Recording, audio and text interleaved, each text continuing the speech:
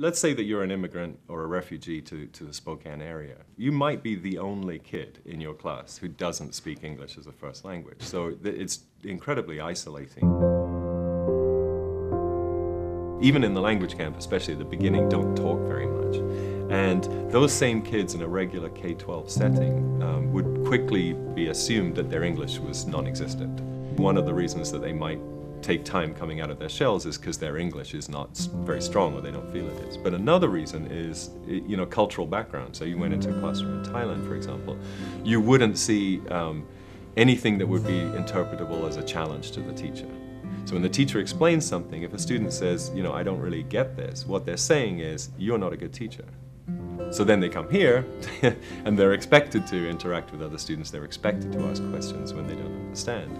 And they don't have the background to do that. I used to think that a teacher is someone that is the center of the classroom. You shouldn't get related with your students. And then I saw Mary. I started talking to her and I started getting to know her better. I learned that you have to be more than a teacher. You have to be friends with your students.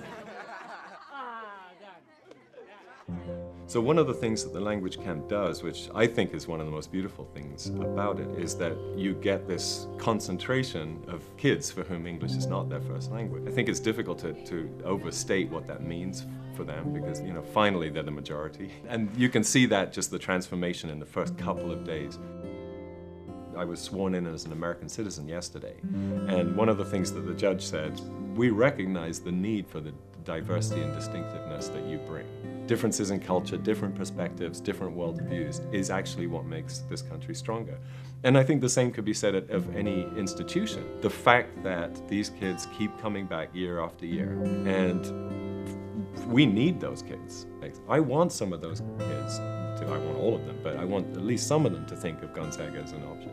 And I want Gonzaga to recognize, the distinctiveness that they bring too.